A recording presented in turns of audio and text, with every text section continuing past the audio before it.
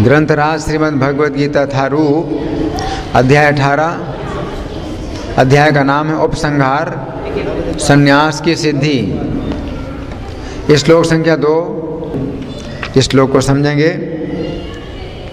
इस श्लोक में सबसे पहले लिखा है श्री भगवान उवाच। क्या लिखा है?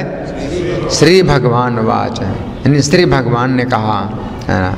इसके बाद शब्द हैं काम्यानाम कर्मणाम न्यासम, काम्य कर्मों का त्याग करना।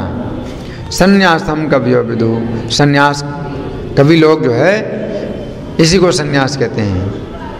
काम्य कर्मों का परित्याग करने को ही विद्वान लोग संन्यास कहते हैं। तो संन्यास की परिभाषा भगवान ने बतलाई। अर्जुन ने पूछा था ना, संन्यास का तत्व और त्याग का तत्व पृथक पृथक मैं जानना चाहता हूँ। तो भगवान ने संन्यास का तत्व बतलाया। क्या है संन्यास का तत्व? कि काम्य कर्मों का परित्याग संन्यास कहलाता है। अब त्याग का तत्व भगवान बताते हैं सर्वकर्म फल त्यागम प्राहुस त्यागम विचक्षणा। सब कर्मों के फल का त्याग ही विशेष विद्वानों ने त्याग बतलाया है, बुद्धिमानों ने त्याग बतलाया है। अब हम सुनेंगे प्रभुपाद तात्पर्य में क्या लिखते हैं। श्रील प्रभुपाद की जय। कर्म फल की आकांक्षा से किए गए कर्म का त्याग करना चाहिए, यही भगवद गीता का उपदेश है। लेकिन जिन कर्मों से उच्च आध्यात्मिक ज्ञान प्राप्त हो उनका परित्याग नहीं करना चाहिए। अगले श्लोकों से ये स्पष्ट हो जाएगा। वैदिक साहित्य में किसी विशेष उद्देश्य से यज्ञ संपन्न करने की अनेक विधियों का उल्लेख है। कुछ यज्ञ ऐसे हैं जो अच्छी संतान प्राप्त करने के लिए या स्वर्ग की प्राप्ति के लिए किए जाते हैं। लेकिन जो यज्ञ इच्छाओं के वशीभूत हों उनको बंद करना चाहिए। परंतु आध्यात्मिक ज्ञान में उन्नति या हृदय की शुद्धि के लिए किए जाने वाले यज्ञों का परित्याग करना उचित नहीं है। तो प्रभुपाद का तात्पर्य यहाँ समाप्त हुआ। तो प्रभुपाद ने जो तात्पर्य दिया है वो शिक्षा की दृष्टि से बहुत गहरा है। लेकिन हम अब जो है इस श्लोक को समझेंगे कि भगवान किस तरह से इस श्लोक में संन्यास की परिभाषा अलग बता रहे हैं और त्याग की परिभाषा अलग बता रहे हैं, अंतर बतला रहे हैं। क्योंकि अर्जुन ने पूछा था कि मैं पृथक पृथक जानना चाहता हूँ, जिससे अंतर पता चले संन्यास में और त्याग, इन दोनों में क्या अंतर है। तो भगवान पृथक पृथक बतला रहे हैं। श्लोक संख्या 1 में जो पहली पंक्ति है उसमें अर्जुन ने क्या कहा था? संन्यासस्य महाबाहो तत्त्वं विच्छामि वेदितुम, कि मैं संन्यास का तत्व जानना चाहता हूँ। पहली पंक्ति में अर्जुन ने भगवान से क्या कहा? कि मैं संन्यास का तत्व जानना चाहता हूँ। और दूसरी पंक्ति में अर्जुन ने क्या कहा?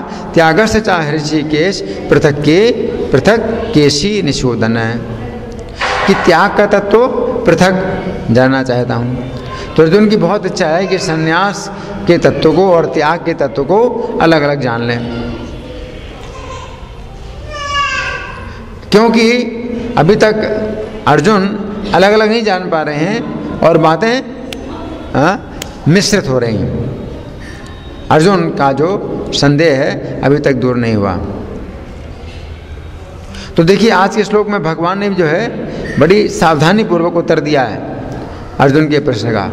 तो अर्जुन के प्रश्न की जो पहली पंक्ति है उसमें अर्जुन ने संन्यास की बात पूछी है। तो इस श्लोक की भी पहली पंक्ति में भगवान ने संन्यास की बात बतलाई है। क्या संन्यास की बात बतलाई? कि काम्य कर्मों का परित्याग करना ही संन्यास है। और श्लोक की दूसरी पंक्ति में अर्जुन ने त्याग की बात पूछी। तो आज के श्लोक की दूसरी पंक्ति में भगवान त्याग की बात बतलाते हैं। त्याग क्या है? सर्व कर्म फल त्यागम प्राहुस त्यागम विचक्षणा। जो विशेष अनुभवी हैं तो वे त्याग किसको बताते हैं? सब कर्मों के फल का त्याग, सभी कर्मों के फल का त्याग ही त्याग बतलाते हैं। त्याग करते हैं।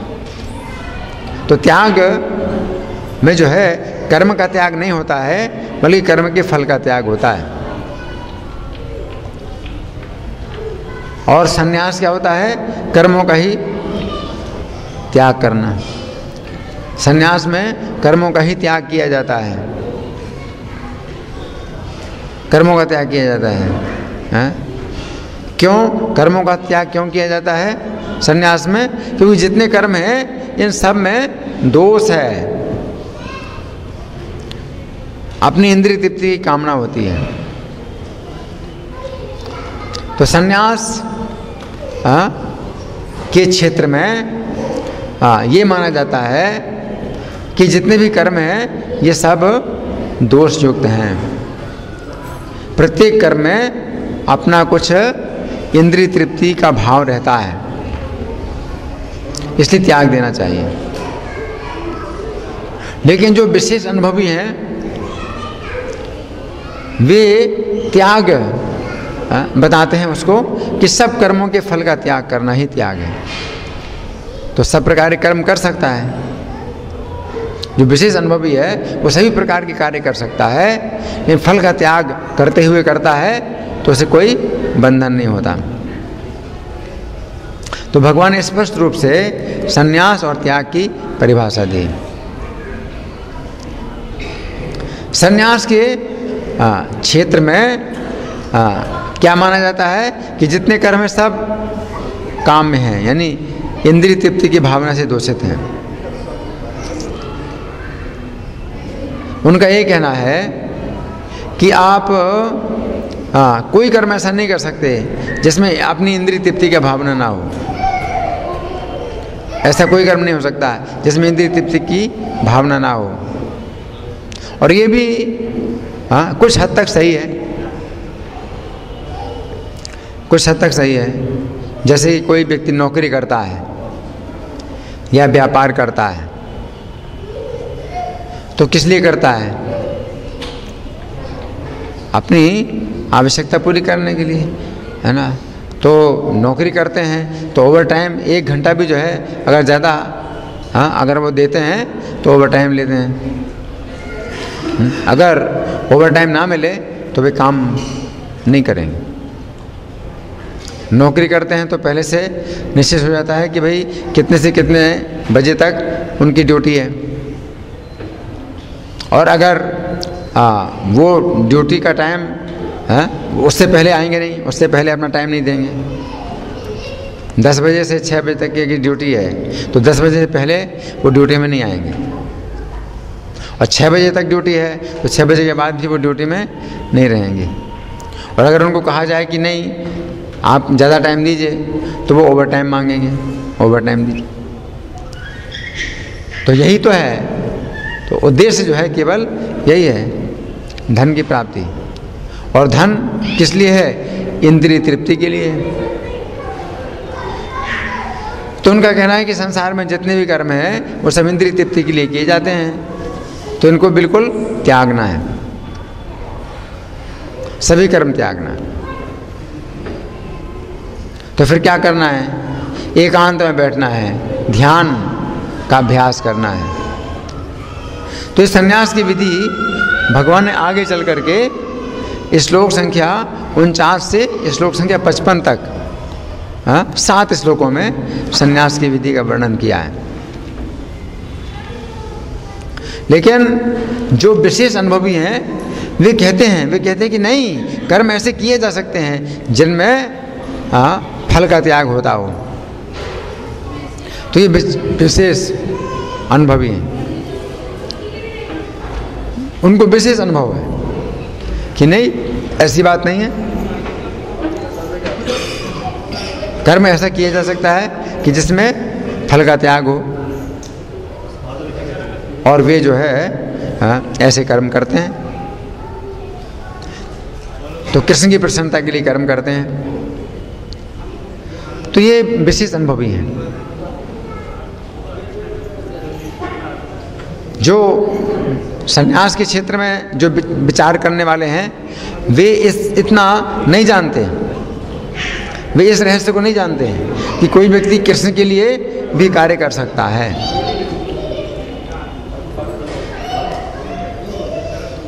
तो ये जो त्याग का जो विषय है, इसकी चर्चा भगवान ने गीता में जगह जगह की है। और इस अध्याय में भी भगवान श्लोक संख्या 48 तक त्याग की चर्चा करते हैं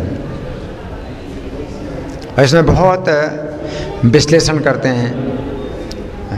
कई तरह की गहराई में भगवान इस बात की चर्चा करते हैं।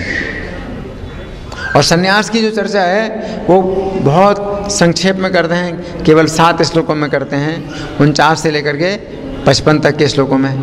और फिर से 56वें श्लोक से फिर भगवान त्याग की चर्चा करने लगते हैं।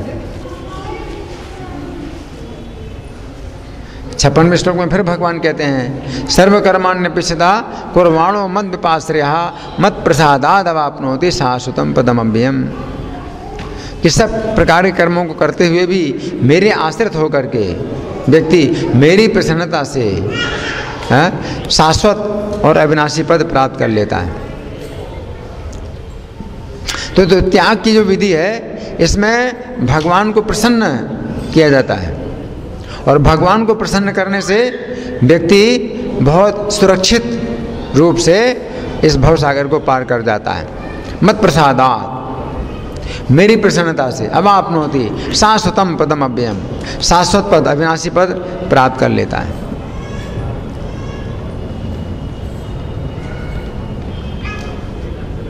तो जो त्याग की जो विधि है, ये वास्तव में क्या है? भक्ति है, भक्ति योग है।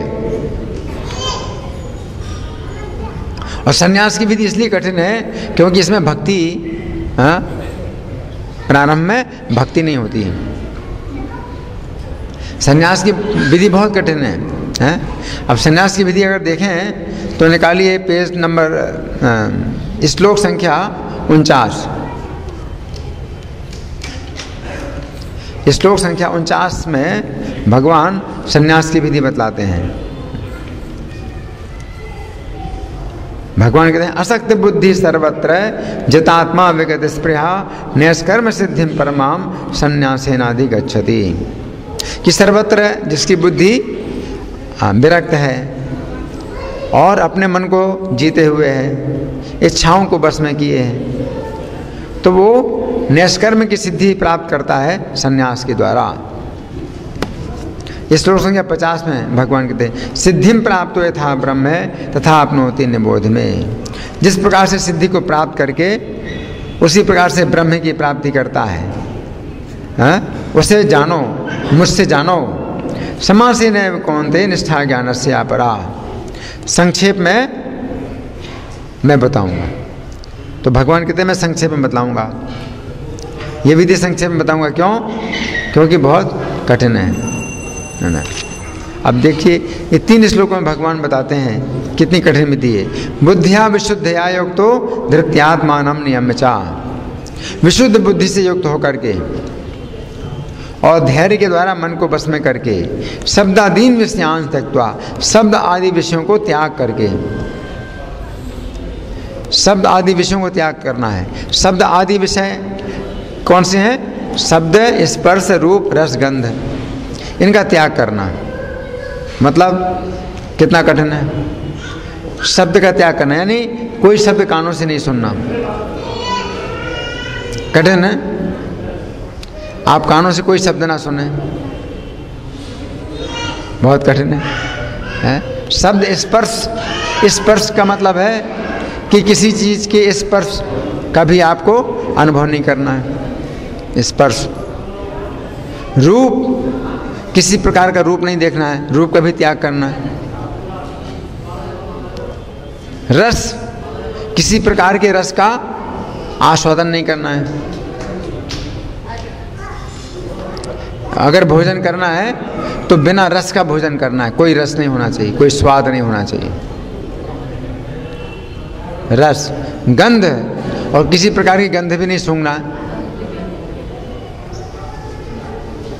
शब्दादीन विषयांश तक तो राग द्वेष अभिदशा, राग द्वेष को छोड़ना है। विविक्त सेवी, एकांत में रहना है। लघुभाषी, और बहुत थोड़ा भोजन करना है।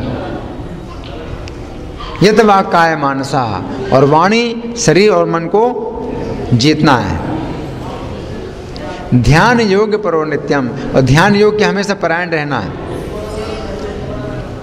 वैराग्यम समुपाश्रिता, और वैराग्य का अवलंबन करना है। फिर ये सब चीज त्यागना है। अहंकारम बलम दर्पम कामम क्रोधम परिग्रहम, अहंकार बल दर्प काम क्रोध परिग्रह त्यागना है। विमुच्य निर्मम शांतो ब्रह्म भूयाय कल्पति, तो इस तरह से कोई व्यक्ति निर्मम हो जाता है, शांत हो जाता है, तो ब्रह्मभूत होने के योग्य होता है। और ब्रह्मभूत होने के बाद ब्रह्मभूतः प्रसन्नात्मा ना शोचति ना कांक्षति, प्रसन्न हो जाता है और शोक आकांक्षा नहीं करता है। समा सर्वेषु भूतेषु मद्भक्तिम लभते पराम, और सब प्राणियों में समान हो जाता है तो मेरी पराभक्ति प्राप्त करता है। तो देखो आखिर आए कहाँ पर? पराभक्ति में। तो आखिरकार तो भक्ति में आए, लेकिन शुरू में अगर भक्ति होती तो इतनी कठिनाई नहीं होती। शुरू में भक्ति नहीं थी, इसलिए इतनी कठिनाई है ना। तो मद भक्ति में लभते पराम। फिर भक्तिया माम अभिजानाति यावान यस्यास्मि तत्वतः, और जब भक्ति प्राप्त करता है तो मुझे जान लेता है कि मैं कौन हूँ और कैसा हूँ। ततो माम ततो ज्ञात्वा व्यस्ते तदनंतरम, और मुझे तत्व से जान करके मेरी लीला में प्रवेश करता है। तो बहुत लंबा रास्ता है, क्योंकि भक्ति से शुरू नहीं किया इसलिए बहुत रास्ता कठिन और लंबा हो गया। लेकिन जो त्याग का क्षेत्र है उसमें भक्ति से शुरू करते हैं, इसलिए रास्ता इतना लंबा नहीं होता है।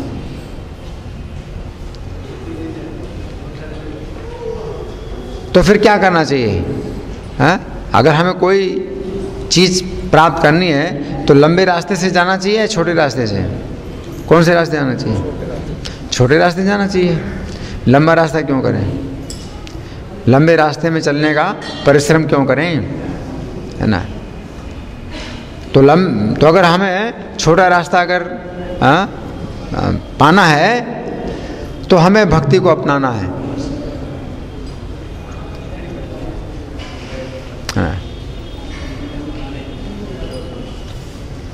इस श्लोक संख्या 56 में भगवान कहते हैं सर्वकर्माण्य सदा कुर्वाणो मद विपाश्रया, सब कर्मों को सदा करते हुए मेरे आश्रित होकर के मद प्रसादात अवाप्नोति, मेरी प्रसन्नता से प्राप्त करता है शाश्वतम पदम अव्ययम, शाश्वत पद और अविनाशी पद को, शाश्वत पद और अविनाशी पद को प्राप्त करता है। तो मेरी प्रसन्नता से प्राप्त करता है। तो ये त्याग की विधि है। त्याग की विधि में भगवान को प्रसन्न किया जाता है और भगवान की प्रसन्नता से प्राप्त हो जाता है। शाश्वत पद अविनाशी पद प्राप्त हो जाता है भगवान की प्रसन्नता से। तो ये विचार करने की बात है कि भगवान को अगर हम प्रसन्न करें तो शाश्वत और अविनाशी पद हमें प्राप्त हो जाता है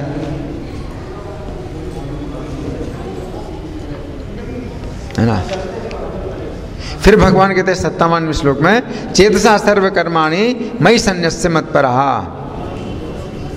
सभी कर्मों को चित्त के द्वारा मुझ में अर्पित करके और मेरे परायण होकर के।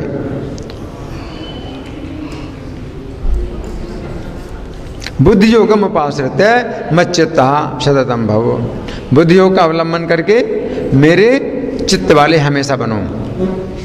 मच्चित्तः सततम भव, हमेशा मेरे चित्त वाले बनो।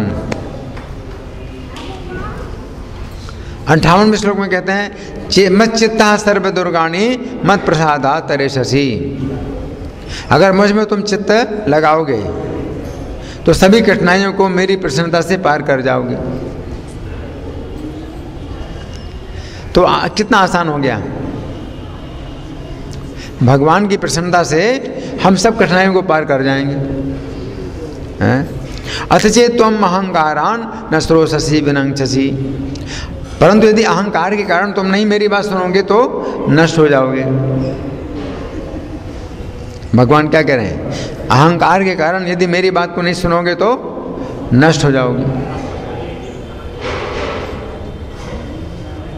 यदि अहंकारम आश्रित नयोत्स्यति मन्य से, यदि अहंकार का आश्रय लेकर के तुम मानते हो कि मैं युद्ध नहीं करूंगा, मिथ्यैस व्यवसायस्ते प्रकृति स्वाम नियोक्ष्यति, तो तुम्हारा ये निश्चय मिथ्या है, प्रकृति तुम्हें लगा देगी।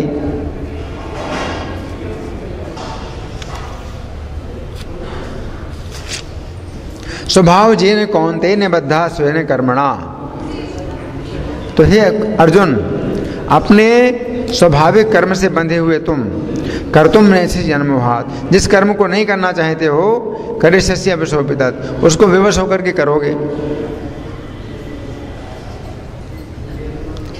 क्यों? क्योंकि स्वभाव से बंधे हुए हो, तुम अपने स्वभाव से ऐसे कर्म से बंधे हुए हो, इसलिए तुम्हें करना ही पड़ेगा। तो इस तरह से भगवान ये बातें बताते हैं। तो अर्जुन इस अध्याय में जो प्रश्न पूछते हैं, ये अर्जुन का अंतिम प्रश्न है।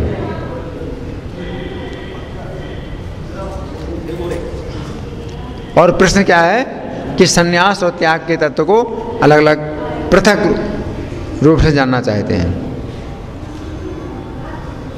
ये उसी प्रकार से जैसे 12वें अध्याय में अर्जुन ने प्रश्न पूछा, 12वें अध्याय के प्रारंभ में अर्जुन ने प्रश्न पूछा, एवं सतत युक्ताये भक्तास्त्वाम पर्युपासते, अगर सतत युक्त होकर के भक्त आपकी उपासना करते हैं, ये चाप्यक्षरम अव्यक्तम तेषाम के योगी वित्तमा, और जो दूसरे लोग अक्षर और अव्यक्त की उपासना करते हैं, उन दोनों में कौन श्रेष्ठ योगी है? अर्जुन ने क्या प्रश्न पूछा? एक तो आपके भक्त हैं, आपकी पूजा करते हैं, हमेशा लगे रहते हैं आपकी पूजा में, पूजा पाठ में लगे रहते हैं हमेशा। और दूसरे लोग हैं जो उपासना करते हैं किसकी? अक्षर और अव्यक्ति की उपासना करते हैं, तो वे पूजा नहीं करते हैं, वे भगवान की सेवा नहीं करते हैं, अक्षर अव्यक्त की उपासना करते हैं। तो परमेश्वर को अक्षर और अव्यक्त मानते हैं।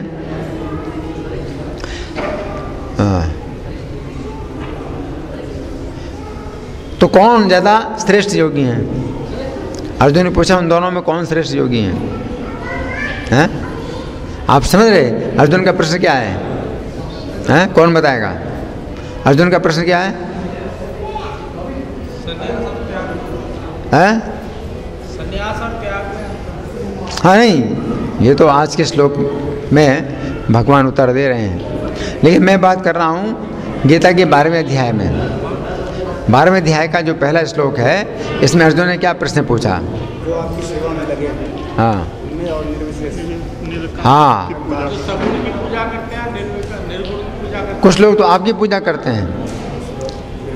हाँ, एवं सतत युक्ताये भक्तास्तु, आपके भक्त हैं जो आपकी उपासना करते हैं, और दूसरे हैं जो अक्षर अव्यक्ति की उपासना करते हैं। इन दोनों में कौन ज़्यादा श्रेष्ठ है? तो ये भी उसी प्रकार का है जैसे त्याग और संन्यास, अलग अलग। तो एक भक्ति का मार्ग है और दूसरा है अक्षर अव्यक्त का मार्ग। तो कौन ज़्यादा श्रेष्ठ है? तो भगवान क्या बताते हैं? मय्या अवश्य मनो ये माम नित्य युक्ता उपासते, जो अपने मन को मुझ में आवेशित करके नित्य युक्त होकर के उपासना करते हैं। नित्य युक्ता उपासते श्रद्धया पर्योपेतास्ते में युक्त तमामता, परम श्रद्धा से वे मेरी उपासना करते हैं, तो ते में युक्त तमामता, तो वे मुझसे सबसे अधिक जुड़े हुए हैं। तो भगवान ने क्या बताया? सबसे ज़्यादा जुड़े हुए कौन है? वो जो हमेशा मुझ में ही लगे रह करके पूजा करते हैं, मेरी उपासना करते हैं। तो भगवान ने स्पष्ट बताया। और फिर भगवान कहते हैं, ये तो अक्षरम अनिर्देश्यम अव्यक्तम पर्युपासते, जो अक्षर अनिर्देश और अव्यक्त की उपासना करते हैं, सर्वत्र गम चिंत्यम चा कूटस्थम चलम ध्रुवम, जो सर्वत्र जाने वाला है, अचिंत्य है, कूटस्थ है, अचल है, ध्रुव है। संयम इंद्रिय ग्रामम, अपनी इंद्रियों को बस में करके, सर्वत्र समय बुद्धिया, और समय जगह बुद्धि को समान करके, ते प्राप्नुवन्ति मामेव सर्वभूत हितैर्रता, तो वे भी मेरी प्राप्ति करते हैं सब प्राणियों के हित में रत हो करके। तो इसमें कितनी कठिनाई है, सब प्राणियों के हित में आपको लगना पड़ेगा, सभी प्राणियों के हित में आपको लगना पड़ेगा। नहीं, सभी प्राणियों का हित जानना बड़ा मुश्किल है। आप कैसे सभी प्राणियों के हित में रख सकते हैं? सभी प्राणियों का हित जानना बड़ा मुश्किल है। और एक व्यक्ति का आप हित करते हैं तो दूसरे का हित होता है। आप सब प्राणियों का हित कर नहीं सकते हैं। किसी एक व्यक्ति का हित करते हैं तो दूसरे व्यक्ति का अहित होता है, क्या करेंगे? इसलिए भगवान कहते हैं क्लेशोधिक तरस्ते शाम अव्यक्ता आसक्त चेतसाम, अव्यक्त में आसक्त चित्त वालों के मार्ग में क्लेश ज्यादा है।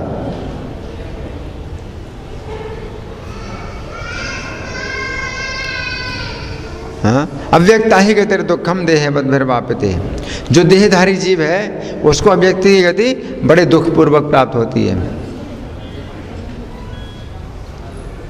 तो इस तरह से भगवान ने स्पष्ट बताया। इसके पहले अर्जुन ने 5वें अध्याय में प्रश्न किया भगवान से, संन्यासम कर्मणाम कृष्ण पुनर्योगम प्रशंससी, कि हे कृष्ण आप कर्म संन्यास की प्रशंसा करते हैं, फिर कर्मयोग की प्रशंसा करते हैं।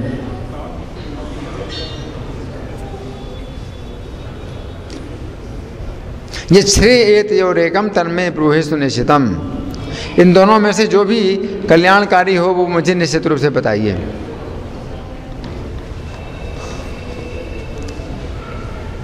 तो अर्जुन चूंकि भ्रमित हैं इसलिए भगवान से पूछ रहे हैं। और अर्जुन के चरण चरणों पर अगर हम चलें तो हम भगवान को प्रसन्न कर सकते हैं।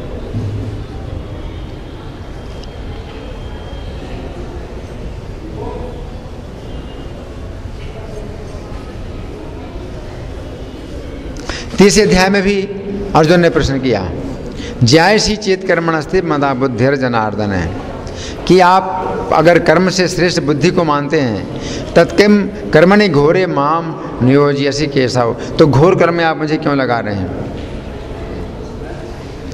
व्यामिश्रेणे वाक्येन बुद्धि मोहेसी में, और मिश्रित मिले हुए वचनों, मानो आप मले हुए वचनों के द्वारा मेरी बुद्धि को मोहित से कर रहे हैं। तदेकम बद निश्चित श्रेयो हम आपनुयाम, इसलिए एक ही बात निश्चित करके बताई जिससे मेरा कल्याण हो। तो अर्जुन जो है केवल एक ही दिशा में चलना चाहते हैं जिसमें उनका कल्याण होगा। और भगवान से क्या बताते हैं कि कुछ दूसरी दिशा की बातें मत बताइए, एक ही दिशा में मुझे चलाइए। तो अर्जुन की इच्छा है कि इस विषय को पूरी तरह से स्पष्ट कर लिया जाए। इसी कारण से अर्जुन ने जो प्रश्न किए हैं गीता में, ये हमारे लिए और सबके लिए बहुत उपयोगी हैं।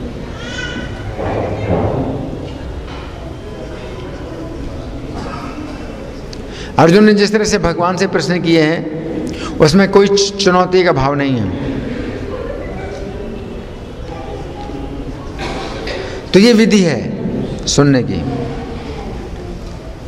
आप किसी साधु महात्मा से अगर सुनते हैं तो आपको उनके साथ बहस नहीं करना चाहिए। कोई प्रश्न अगर समझ में नहीं आ रहा, कोई उत्तर समझ में नहीं आ रहा है, आप प्रश्न कर सकते हैं लेकिन चुनौती नहीं दे सकते हैं। चुनौती भरे स्वरों में प्रश्न नहीं करना। तो इस तरह से हमने कुछ चर्चा की है आज के श्लोक पर। अब आप लोगों की ओर से कोई प्रश्न है या कोई चर्चा है, या मैं प्रश्न करूं?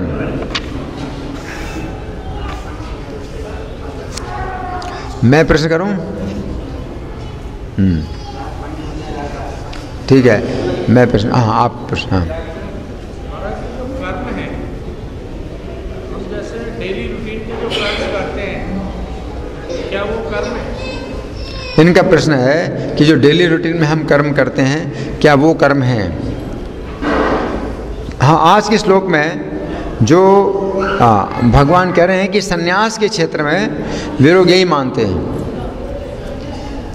सन्यास के क्षेत्र में आना है, जाना है और दूसरी क्रियाएं करते हैं शरीर को जिंदा रखने के लिए, क्या वो कर्म है? सन्यास, हाँ, आज के श्लोक में जो कर्म बताया है वो ये सब कर्मों को कहा है, और सन्यास में सब कर्मों का त्याग करना है। उसका भी क्या? सन्यास में हाँ, वही तो, इसलिए कठिनाई है, फिर जिंदा कैसे रहेंगे? सांस लेना भी एक कर्म है। इसलिए कठिनाई है, इसलिए भगवान कहते हैं ये रास्ता बहुत कठिन है, ये रास्ता बहुत कठिन है? तो हमने बताया कि मतलब कैसे करना है कि कोई इंद्रिय तृप्ति नहीं करना है,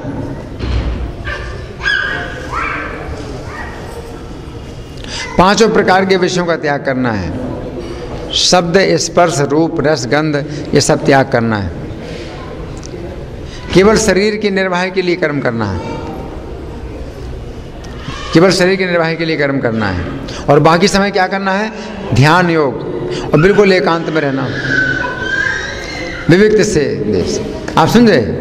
तो ये जो विधि है, संन्यास की विधि है, इसलिए भगवान ने संक्षेप में बतलाई है कि ये व्यवहारिक नहीं है ना। लेकिन दूसरी विधि त्याग की है, उसमें भगवान के सर्व कर्म फल त्यागम, सब कर्म के फलों का त्याग करना है, प्राहुस त्यागम विचक्षणा।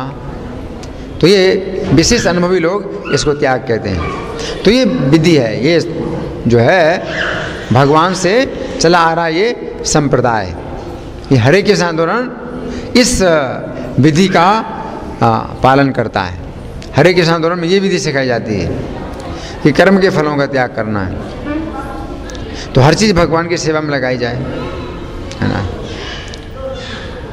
भक्ति सिद्धांत सरस्वती ठाकुर का कल आविर्भाव दिवस था, तो कल हमने इस विषय में चर्चा की थी कि उन्होंने हर प्रकार के जो कार्य हैं वो किए जिनसे भगवान की प्रसन्नता होती है। जैसे पहले की रूढ़ियाँ इस तरह की बनी थी कि कोई सन्यासी है वो कार में नहीं बैठेगा, कार में नहीं बैठे, है ना।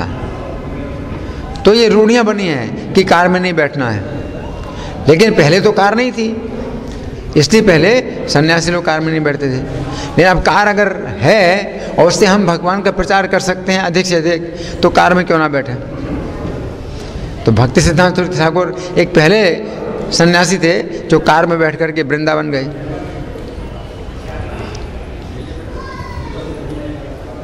सन्यासी को रूढ़ियाँ बनी है, सन्यासी को सिले कपड़े नहीं पहनना चाहिए।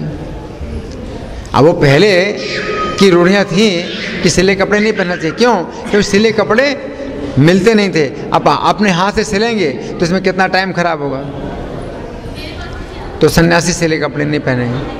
लेकिन अब बिना प्रयास के सिले हुए कपड़े मिलते हैं तो सन्यासी क्यों नहीं पहनेगा। सन्यासी कार में नहीं बैठ सकता, हवाई जहाज़ में नहीं बैठ सकता, ये सब रूढ़ियाँ बनी हैं। लेकिन प्रभुपाद जी हवाई जहाज़ में बैठे और पूरे विश्व का उन्होंने भ्रमण किया और पूरे विश्व में लोगों को भक्त बनाया। तो ये परंपरा के द्वारा, गुरु परंपरा के द्वारा व्यक्ति को ये ज्ञान प्राप्त होता है कि कैसे व्यवहार में हमें कार्य करने हैं कृष्ण की प्रसन्नता के लिए, है ना। आपका प्रश्न है?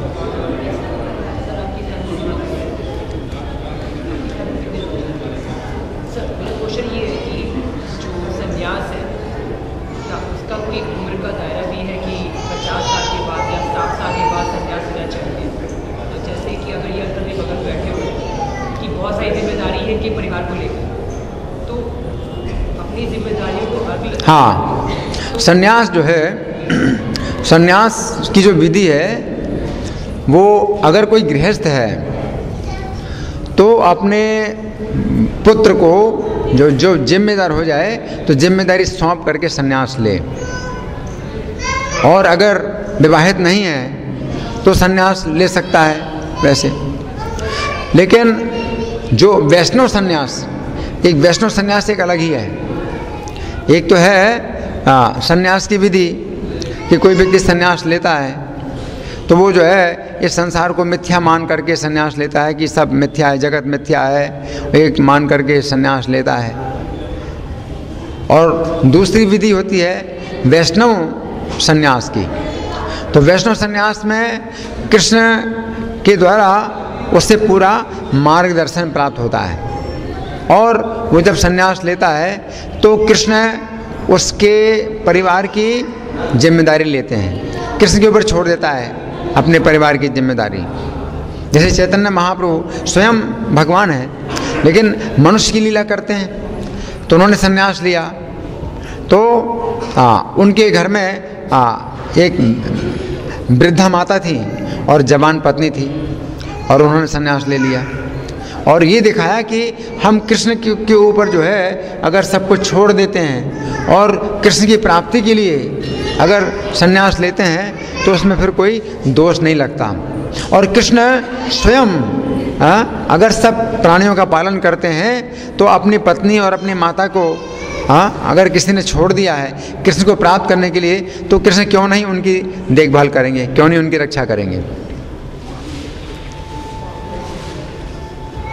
तो ये हरे कृष्ण आंदोलन में भी ऐसे बहुत से भक्त हैं जिन्होंने अपना घर परिवार छोड़ करके आए हुए हैं और यहाँ पर भजन कर रहे हैं, कृष्ण का भजन कर रहे हैं। तो ऐसी स्थिति में हालांकि उनके माता पिता को कभी कष्ट होता है, कभी धक्का लगता है, कई तरह से उनको होता है, लेकिन कृष्ण संभालेंगे, कृष्ण रक्षा करेंगे। अगर कोई व्यक्ति कृष्ण को प्राप्त करने के लिए अगर अपना घर छोड़ता है, परिवार छोड़ता है और सच्चाई से वो कृष्ण की प्राप्ति के कार्य में लगा हुआ है, तो फिर उसका और कोई कर्तव्य नहीं है। बाकी जितने भी कर्तव्य हैं वो भगवान उसकी देखभाल कर लेते हैं। लेकिन सामान्यतः यही है, सामान्य रूप से कोई व्यक्ति अगर संन्यास लेता है तो अपना जो है अपने पुत्र को अपने घर की जिम्मेदारी सौंप करके वो संन्यास लेता है। तो ये विधि है। लेकिन संन्यास की विधि जो भगवान गीता में बतलाते हैं वो बहुत कठिन है। जो उस तरह से संन्यास लेते हैं कि भक्ति के बिना जो संन्यास लेते हैं बहुत कठिन विधि है। लेकिन जो भक्ति का जो संन्यास है तो इसमें कठिनाई नहीं होती। जो वैष्णव सन्यासी है तो वो अपने शरीर को, मन को और वाणी को भगवान की सेवा में लगाता है, इसलिए वो त्रिदंडी सन्यासी कहलाता है। जो मायावादी सन्यासी हैं वो एक दंडी सन्यासी होते हैं, उनके पास एक दंड होता है, और जो वैष्णव सन्यासी हैं उनके पास त्रिदंड होता है। तो त्रिदंड का मतलब है कि वो अपने मन, वाणी और शरीर को, तीनों को भगवान की सेवा में लगाते हैं, है ना। तो ये जो वैष्णव सन्यास होता है ये प्रचार के लिए होता है कि जब अपना पूरा जीवन भगवान नाम के प्रचार में कोई व्यक्ति समर्पित करता है तो वो सन्यास ले सकता है। और जो भक्त होते हैं अगर उनकी नहीं इच्छा सन्यास लेने की तो जिस आश्रम में और जिस वर्ण में वो रहते हैं उसमें भी उनको पूर्णता है, उनकी पूरी पूर्णता है और उनकी पूरी सुरक्षा है। अगर कोई व्यक्ति अपने मन, वाणी, शरीर को कृष्ण की सेवा में लगाए हुए है तो चाहे वो गृहस्थ हो और चाहे वो सन्यासी हो, चाहे ब्रह्मचारी हो, किसी वर्ण में और किसी भी आश्रम में हो, वो पूरी तरह से सुरक्षित है भक्ति के द्वारा, है ना। और कोई प्रश्न किसी का? हित और अनित को स्पष्ट है। जैसे हित को एक व्यक्ति का आपने बोला कि हित करते हैं तो दूसरे का अनित हो जाता है। हाँ। तो कौन से ऐसे कर्म करने चाहिए जिससे जिससे कि सबका हित। हाँ, अच्छा प्रश्न है। सर्वभूत हेते रता, जो वैष्णव है, तो वैष्णव जो कृष्ण का भक्त होता है तो वो ये जानता है कि कृष्ण ही सब प्राणियों के हितकारी हैं, सुहृदम सर्वभूतानाम, कृष्ण ही सब प्राणियों के हितकारी है। तो वो केवल कृष्ण को प्रसन्न करता है और कृष्ण की सेवा में लगा है और उससे सब प्राणियों के हित होता है। और इसके लिए एक बड़ा वैज्ञानिक उदाहरण है। जैसे आप पेड़ की जड़ में पानी डालते हैं तो वो पानी पूरे पेड़ को सींचता है, उसी प्रकार से आप कृष्ण की सेवा करते हैं तो आप सबकी सेवा कर रहे हैं, जबकि देखने में आप नहीं कर रहे हैं, लेकिन वास्तव में आप सेवा कर रहे हैं, सबकी सेवा कर रहे हैं। ये देखने में लगता है कि पेड़ के नीचे आप पानी डाल रहे हैं और पेड़ तो ऊपर जा रहा है, पेड़ तो ऊपर है, तो आप पेड़ की कहाँ सेवा कर रहे हैं? दिखाई नहीं पड़ रहा है कि आप पेड़ की सेवा कर रहे हैं, आप जड़ में पानी डाल रहे हैं, लेकिन वास्तव में पेड़ की सेवा आप ही कर रहे हैं। उसी प्रकार से पूरे समाज की, देश की और पूरी सृष्टि की आप सेवा कर रहे हैं अगर आप कृष्ण को प्रसन्न कर रहे हैं। यथा तरोर्मूल निषेचरेण तृप्यन्ति तत्स्कन्ध भुजो पे शाखा, जैसे वृक्ष के जल को सिंचन करने से उसके जितने भी तना हैं और शाखाएं हैं वो सब तृप्त होते हैं। प्राणोपहाराच्च यथेन्द्रियाणाम, और जब भोजन पेट में पहुंचाते हैं तो सभी इंद्रियों को शक्ति प्राप्त होती है। तथैव चाच्युत अर्हणिज्या, तथैव चार्हणम अच्युतेज्या, उसी प्रकार से भगवान की पूजा करने से सबकी अपने आप पूजा हो जाती है। इसमें ये भी सुना गया है कि जैसे कोई असहाय की सहायता करते हैं उससे भी श्री कृष्ण प्रसन्न होते हैं, तो क्या वो भी एक तरह की? हाँ, ये भी है, और ये गुण स्वाभाविक होता है, भक्त के अंदर ये गुण स्वाभाविक होता है, उसे बताने की जरूरत नहीं है, ये उसके लिए एक स्वभाव बन जाता है। और उसमें सबसे ज़्यादा जो परोपकार का कार्य है वो कृष्ण भावनामृत का वितरण करना है, कृष्ण का संदेश देना। अगर हम भगवद गीता की पुस्तक देते हैं किसी को तो भगवान का संदेश उसको मिल गया और भगवान कहते हैं मेरी शरण में आओ, और आप भगवान की शरण में जाते हैं तो आपके जन्म जन्म के कष्ट मिट जाते हैं। तो ये कितना बड़ा आपने सहायता का कार्य किया। सबसे बड़ी सहायता ये है कि भगवान का संदेश दिया जाए, और बाकी जो कार्य हैं, ये भोजन बांटना है, कपड़ा बांटना है, दवाई बांटना है, ये हो ही रहे हैं, ये तो बहुत हो रहे हैं। ये कार्य कौन कर रहा है? इसलिए ये कार्य जो है बहुत ज़रूरी है और सबसे ऊंचे दर्जे का कार्य है। तो इसलिए अंतर्राष्ट्रीय कृष्ण भावनामृत संघ जो है दूसरे कार्यों को नहीं कर रहा है। अब हम लोग जो है ये काम नहीं ले रहे हैं कि हम दवाई बांटेंगे और खाना बांटेंगे, कपड़ा बांटेंगे, ये नहीं। हाँ, अगर भोजन बांटना है तो कृष्ण प्रसाद बांटते हैं, तो फूड फॉर लाइफ में प्रसाद वितरण, तो उसमें भी लोगों को भोजन भी मिल रहा है, लेकिन साथ साथ आध्यात्मिक भोजन, वो पवित्र भोजन है। तो अगर हम कृष्ण को प्रसन्न करते हैं तो सब प्रसन्न होते हैं। हाँ, आप जो ये भोजन प्रसाद है और जो दूसरा प्रसाद है ज्ञान बांट रहे हो आप, ये भी एक प्रसाद ही है, इनमें क्या अंतर है? हाँ, अंतर है। भगवान कहते हैं यज्ञ शिष्टा मृत भुजो यान्ति ब्रह्म सनातनम, यज्ञ शिष्टा सिनासन तो मुच्चंदे सर्व किल विषय। अगर हम भगवान को भोग अर्पित करते हैं तो वो जो भगवान का प्रसाद बनता है उसको खाने से हम सब पापों से मुक्त होते हैं। और भुंजते ते तो हम पापा ये पचन्ति आत्म कारणात्, और जो अपने खाने के लिए भोजन पकाते हैं अपना पाप खाते हैं। मेरा प्रश्न ये था कि जैसे भोजन प्रसाद भगवान को लगाया वो हमने किया, और आप जो बांट रहे हो हमें अभी ज्ञान का प्रसाद दे रहे हो, ज्ञान दे रहे हो, तो ये भी एक तरह का प्रसाद ही है।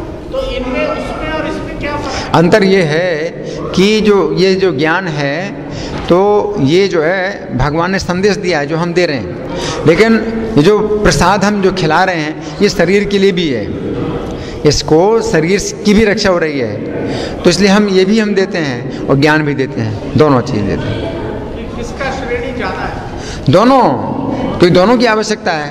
है ना, दोनों की आवश्यकता है, तो हमें दोनों की आवश्यकता है। ग्रंथराज श्रीमद् भगवद गीता की जय, जगत गुरु शिला प्रभुपाद की जय, श्री श्री राधा पार्थार्थी ललिता विशाखा गौर निताय सीताराम लक्ष्मण हनुमान प्रहलाद नरसिंह देव की जय हो।